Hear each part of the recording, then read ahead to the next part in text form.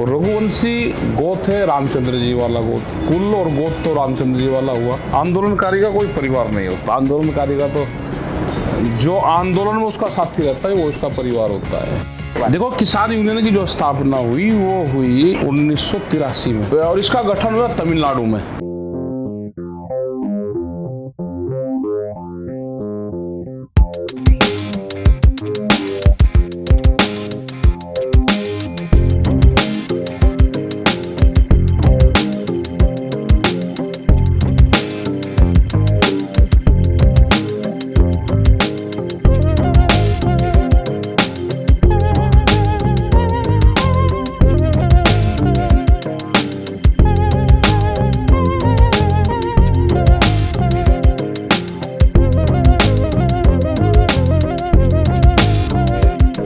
आपको पूरा भारतवर्ष इस वक्त आपको पूरा इंटरनेशनल मीडिया भी दिखा रहा है, सभी आपको जानते हैं। फिर भी हम कुलवृक्ष में आपसे पूछना चाहेंगे कि कौन है राकेश टिकैत जी, आपके जीवन का क्या मकसद है और आम जनमानस आपको किस तरीके से जाने। हम तो किसान हैं, गांव में रहते हैं और किसान के रूप में जाने, गांव के रूप में जाने, इस देश के नौजवान हैं उसके रूप में जाने, देश में क्या घटित हो रहा है और क्या नहीं होना चाहिए उस मुकाबले के रूप में जाने। तो एक आम लोग हैं, जैसे आम लोग हैं ऐसे ही हम हैं सब। कुलवृक्ष को आप बताएंगे कि आप जैसे आप सिसौली गांव से आते हैं, हमने आपके बारे में ऐसा देखा, तो आप किस समाज से बिलोंग करते हैं, आपका गोत्र क्या है, पारिवारिक इतिहास के ऊपर कुछ बताएंगे आप। देखो, पारिवारिक इतिहास तो राजा हर्षवर्धन के टाइम का है और खास करके खाप पंचायतों से जुड़ा हुआ है। राजा हर्षवर्धन ने खाप पंचायतों को ईजाद किया देश में और उसी के माध्यम से आज से करीब 1200 साल पहले जब ये खाप पंचायतें ईजाद हुई, वही एक पंचायती सिस्टम था, एक ढांचा था समाज को जोड़ने का और उसमें ये उत्तर भारत उन्हीं सिस्टम से जुड़ा हुआ था पूर्ण रूप से। तो इतिहास तो पारिवारिक इतिहास तो उनसे जुड़ा हुआ है और पिताजी थे चौधरी महेंद्र सिंह टिकैत जी।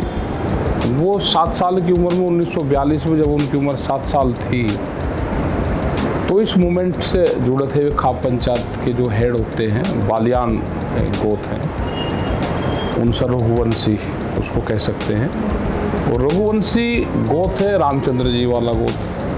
तो जो पारिवारिक हिस्ट्री है तो ये आती है रामचंद्र जी उससे, उस कुल और गोत्र तो रामचंद्र जी वाला हुआ। और फैमिली की जो बैकग्राउंड है वो वहाँ से ही आई, अयोध्या से। उस टाइम पे कभी कई हज़ार साल पहले आए होंगे, कहाँ आए, तो वो बैकग्राउंड है। और उसकी अगर बैकग्राउंड में हिस्ट्री में जाओगे तो जो सच्चाई है उसके लिए भाई लड़ते हुए रहे, कुल की उसकी ये है। और हमेशा जो टिकैत साहब थे उन्होंने भी सच्चाई के लिए किसान आंदोलन के नाम से या वहाँ पे खाप पंचायतों के उससे उनसे जाने गए। ये एक हिस्ट्री रही पारिवारिक। कुछ पूर्वजों के नाम अगर आप क्रमबद्ध रूप से बताना चाहें हमें। जो बाबा जी थे वे चौल सिंह थे और इसी तरह से करीब 14-15 में तो सब नाम लिखे हुए हैं। जो वजीर रहे वे कबूल सिंह रहे जो हिस्ट्री लिखते थे अपनी। अब उनके पोते राजेंद्र सिंह हैं जो पूरा हिस्ट्री लिखते हैं। वो खाप पंचायतों पे पूरा दिलावर सिंह रहे, परिवार से ही रहे, बहुत लोग हैं तो पूरा लिखत पड़ा तो सब चीज़ें आए। परिवार में अभी कौन कौन सदस्य है, आपकी आने वाली भावी पीढ़ी में अभी कौन कौन है? सब है परिवार। तो जब इस आंदोलन में तो परिवार तो पूरा आंदोलन नहीं है, कोई फैमिली नहीं होती। आंदोलनकारी का कोई परिवार नहीं होता। आंदोलनकारी का तो जो आंदोलन में उसका साथी रहता है वो उसका परिवार होता है। किसान यूनियन की स्थापना कब और किस रीजन के लिए हुई और उसके संघर्षों के बारे में बताइए, क्योंकि बहुत सारे आंदोलन को हमने देखा है, सुना है, न्यूज़ चैनल्स में हमने सुना है। देखो, किसान यूनियन की जो स्थापना हुई वो हुई 1983 में और इसका गठन हुआ तमिलनाडु में जी। और तमिलनाडु में गठन होकर इसके पहले अध्यक्ष रहे नारायण स्वामी नायडू और उसके बाद में ये दक्षिण से उत्तर भारत में आई, तमिलनाडु से। ये फिर इन राज्यों में पंजाब, हरियाणा, उत्तर प्रदेश, मध्य प्रदेश, तो इन सब स्टेट में फिर ये बनी। फिर दूसरे अध्यक्ष इसके टिकैत साहब बने, तो उसके बाद में चले हुए हैं। अब इसके नरेश टिकैत जी अध्यक्ष है, तीसरे अध्यक्ष। तो ये तो हिस्ट्री इसकी है। और हमेशा जो भारतीय किसान यूनियन रही, इसके कोऑर्डिनेशन कमेटी है, coordination committee of farmers movement, Indian coordination committee of farmers movement, किसान आंदोलनों की समन्वय समिति। तो उसमें दक्षिण से लगाकर उत्तर तक, पूर्व पश्चिम तक, हर स्टेट में जो भी किसान संगठन अब अपने नाम से काम करते हैं, वे अपना झंडा रख सकते हैं, अपना बैनर रख सकते हैं, अपना नाम रख सकते हैं। उसका एक कोऑर्डिनेशन बना हुआ है। इसी में एक इंटरनेशनल वो है, लाविया कैंपेसिना, ये इंटरनेशनल नाम है। तो उसके साथ में भी जुड़े हैं। करीब 24 कंट्रियों की यात्राएं हमने की, जो पूरी दुनिया के किसान और मजदूर संगठन हैं उनके साथ में मिलकर करी। तो ये पूरी दुनिया में जाना जाता है और भारतीय किसान उसका एक बड़ा हिस्सा उसका है। और जो हिंदी भाषी क्षेत्र में, उसमें भारतीय किसान यूनियन के नाम से जाना जाए। दक्षिण में कर्नाटक में कर्नाटक राज्य रैयत संघ हो जाएगा। और जैसे तमिलनाडु में 12 किसान संगठन अभी काम कर रहे हैं, वर्किंग उसमें। तो अलग अलग स्टेट में अलग अलग नाम उसे हुए हैं। और अभी तो जो किसान संगठन चल रहा है, जो ये चला हुआ है किसान संयुक्त मोर्चा, इसमें 550 के आसपास देश के संगठन इसमें हैं अभी। मेरठ यूनिवर्सिटी से आपने एमए किया और आप एक गवर्नमेंट जॉब में भी थे, दिल्ली पुलिस की। तो आपने क्या सोचा कि आप इसमें आप आ गए? आपको नहीं लगा? नहीं, हम तो शुरू से ही नहीं, शुरू से ही किसान आंदोलन ही चलाते हैं। बीच में एक एक्सरसाइज करने का या एक ट्रेनिंग करने का एक शौक़ था शुरू से ही। और ये भी रहा कि नेशनल गेम में जाएं। तो हैमर थ्रो में हॉकी और कबड्डी ये फेवरेट गेम रहे। और जैसे जैसे आंदोलन शुरू हुआ, उसी टाइम पे इंदिरा गांधी स्टेडियम में उसमें ट्रेनिंग के लिए यहाँ पे सिलेक्शन भी हुआ। लेकिन आंदोलन हुआ तो बीच में छोड़ के वो हम फिर वापसी चले गए, फिर मूवमेंट में लगे रहे।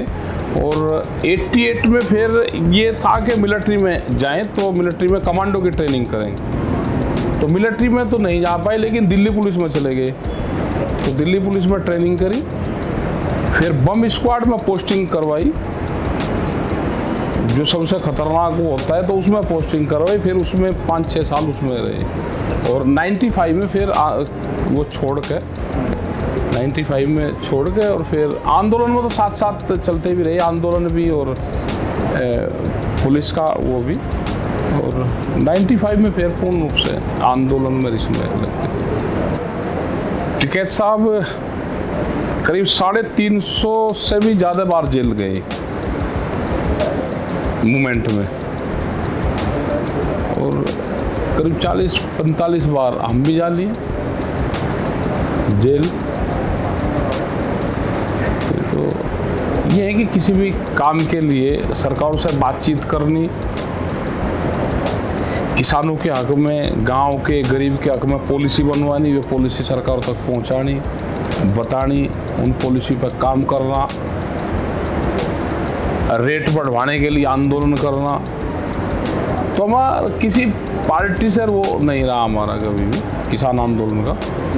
हमेशा जो किसानों की जो समस्याएं हैं, और जो भी मुख्यमंत्री या जिसकी भी सरकारें रही हैं, उनसे बातचीत करके उसका समाधान करना, नहीं करना तो धरना करना, अपनी आवाज़ उठाना, ये सब। ठीक है जी, अपनी आने वाली भावी पीढ़ी को आप कुलवृक्ष के माध्यम से क्या संदेश देना चाहते हैं? देखो, जल, जंगल और ज़मीन पे पहला अधिकार उनका है जो वहाँ पे उस पर रहते हैं। ठीक है, वो चाहे आदिवासी क्षेत्र हो, जंगलों में रहने वाले लोग हों, ज़मीन पर रहने वाले लोग हो, और गांव के रहने वाले लोग हो, वही उनका एक आजीविका का साधन भी है, ये रहेगा। और जो हिंदुस्तान है, ये जो यहाँ की कल्चर है वो एग्रीकल्चर है जी। और एग्रीकल्चर कोई बिजनेस नहीं है। ये देश ऋषि और कृषि पद्धति पे ये देश चलता है। आप यहाँ पे कोई धार्मिक हलचल पैदा करोगे तो उससे भी यहाँ पे डिस्टर्ब होता है। ऐसे ही यहाँ पे एग्रीकल्चर को आप डिस्टर्ब करोगे तो भी हलचल पैदा होगी। ये उसी का ही नतीजा है कि बड़ी बड़ी कंपनियाँ अब आ रही हैं इस क्षेत्र में, तो ये पूरा बर्बाद होगा। अभी अमेरिका और वो वहाँ संगठन है हमारा वहाँ पे, उनके सब वीडियो वहाँ आते रहते हैं। यूएसए में अपना संगठन है, वो इस आंदोलन के साथ में जो हमारे संगठन वहाँ पे हैं करीब 73 देशों में। तो अमेरिका पूरा बर्बाद हो चुका है बड़ी कंपनियों के चक्कर में। यूरोप में बहुत बेरोजगारी है क्योंकि कंपनी खेती में आ गई तो बेरोजगारी बढ़ी। आज भी आप ये चाह रहे हैं कि यहाँ से 40% लोग एग्रीकल्चर से शिफ्ट हो, तो दूसरे धंधे में कहाँ उनको शिफ्ट करोगे? दो तरह के लोग गांव छोड़ रहे हैं अभी। एक जिस पर कम ज़मीन है वो गांव से हो रहा है क्योंकि पॉलिसी उसकी ठीक नहीं है। कम ज़मीन वाला जिस पे 1 एकड़ आधा एकड़, वो शिफ्ट शहरों की तरफ हो रहा है, अपनी ज़मीन बेच रहा है। दूसरा पढ़ा लिखा आदमी जिसकी नौकरी लग गई, उसने भी गांव छोड़ दिया, वो भी गांव छोड़ कर शहरों की तरफ शिफ्ट हो रहा। तो वो तो ज़मीन नहीं बेचेगा, लेकिन जब वो शहर में रहने लगता है तो उसकी अगली जनरेशन आएगी, वो खेती नहीं करती, वो ज़मीन बेच रही है। तो दो तरह के लोग गांव को छोड़ रहे हैं अभी। तो अगर एग्रीकल्चर पॉलिसी देश में ठीक हो तो गांव के लोग गांव में रहें। वहाँ पे आप एजुकेशन का ठीक वो करो, लाइट बिजली का ठीक करो, सड़कें ठीक दो, स्वास्थ्य उनका ठीक रहे, वो तो इस पे काम करना चाहिए। आप कुलरिच के माध्यम से क्या संदेश देश की जो जनता है उसको देना चाहते हैं, युवा पीढ़ी को देना चाहते हैं? देखो, युवाओं को ये है कि अगर खाली शहर से ये देश चलने वाला नहीं है, ग्रामीण रूट से ही जाना पड़ेगा। जो इन चीज़ों पे खान पीन पे ध्यान रखना चाहिए युवाओं को। रीजनल और सीजनल ये दो शब्द हैं, अगर इसका हम इस्तेमाल करेंगे। हम जिस रीजन में जा रहे हैं, हम साउथ में गए तो साउथ में गेहूँ पैदा नहीं होता, तो हमने वहाँ पे रोटियाँ नहीं खाई क्योंकि उसके क्लाइमेट में वहाँ पे गेहूँ है ही नहीं। वहाँ पे चावल पैदा होता है, नारियल पैदा होता है, आप उसका इस्तेमाल करो। हालात क्या होगी कि बताने वाला कोई नहीं रहा, पूर्वजों से हम सीखते नहीं। गोभी, पालक, गाजर, ये जब 25 डिग्री से टेम्परेचर नीचे आता है तो जब खाते हैं, इसका इस्तेमाल करते हैं। ये सर्दियों की चीज़ें हैं। ट्रांसपोर्टेशन, सड़कें ठीक बन गई तो ठंड में पैदा होने वाली चीज़ें गर्मी के मौसम में आ गई, लोग उसका इस्तेमाल कर रहे हैं, तो वो दिक्कत तो करेगी। तो जिस रीजन में हम रह रहे हैं उस रीजन में क्या चीज़ पैदा होती है उसका इस्तेमाल करो। जिस सीजन में क्या चीज़ खान पीने की होती है उसका इस्तेमाल करो।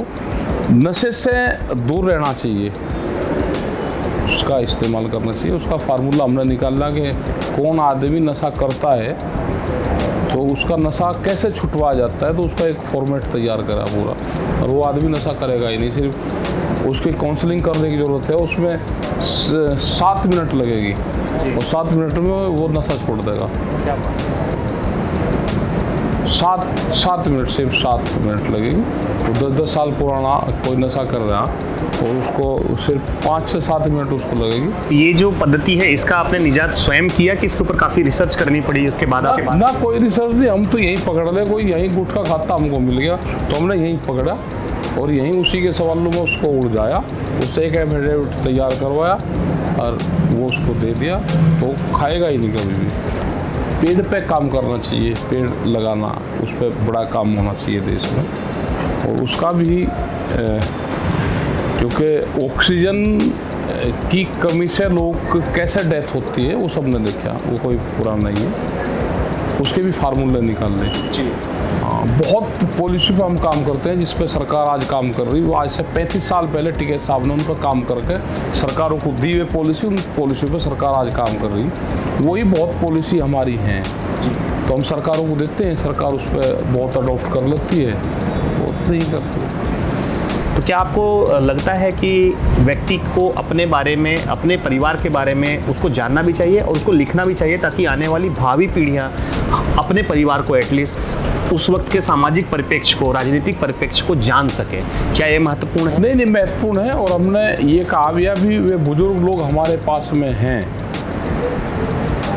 उनसे हमको लिखना चाहिए सारी चीज़ें जो वे बताते हैं, वो लिखित में, वो फैमिली जो रजिस्टर आता है उसमें वो लिखे, कोई भी चीज़ है तो उसमें दर्ज करनी चाहिए, उसी से इतिहास बनता है। उनसे जाने कि हम किस टाइम पे क्या चीज़ हम खाते पीते थे, किस मौसम में क्या चीज़ हम लेते थे। उन्हें जो अभी लोग हैं वे 100 साल 200 साल पहले का बता देंगे, जो कहावत कोई बनी या कोई आदमी बुजुर्ग आदमी बता रहा तो वो लिख लेना चाहिए। वो लिखेंगे तो हमारी आने वाली जनरेशन लिखेगी, कोई भी चीज़ हो तो उसको लिखित में ले आओ आप जरूर, तो उसी से इतिहास बनता है। तो कुलरिच की जो ये मुहिम है, every family has a history what's your, जिसमें हम यही काम को करते हैं कि हम आपके पारिवारिक इतिहास को लिखते हैं, तो उसके लिए क्या शुभकामना संदेश आप देना चाहते हैं? कुलवृक्ष तो नाम बिल्कुल ठीक है, जिसका नाम ही कुल वृक्ष, वृक्ष का मतलब है कि जड़, उसकी रूट कहाँ है, माँ से उठा के और वो कैसे वो कुल वृक्ष बना, उसकी जो शाखा ही अलग अलग गई, तो ये ठीक है, नाम आपने ठीक लिया। और कुलवृक्ष को धन्यवाद है कि उन्होंने इस चीज़ पे पहल की, और लोगों को अपनी हिस्ट्री लिखनी चाहिए अपने आप भी, आने वाली पीढ़ी, अपने लिए नहीं तो आने वाला जो जनरेशन होगी 100 साल बाद के, उसके लिए आप लिखोगे तो ठीक रहेगा। और आपकी ये मुहिम ठीक है, और इसे आप लेकर जो यूथ हैं आप आगे बढ़ोगे तो आपको बहुत इसमें कामयाबी मिलेगी। कुलरिच की जो हमारी संख्या है 0131, क्या आपको लगता है आपके लिए सही है? संख्या मतलब कोड, ये मुझे फनगरा का कोड नंबर है, यही हमने आपको दिया क्योंकि हम चाहते हैं कि जब भी लोग कुलरिच 0131 जाने तो समझ जाएं कि राकेश टिकैत जी का, उनके परिवार का पारिवारिक इतिहास के लिए कोड है। इसी कोड के अंतर्गत हम आपके इस हिस्ट्री को जो है नोट डाउन करेंगे। हम कुलवृक्ष थे, हम कुलवृक्ष हैं और हम कुलवृक्ष रहेंगे।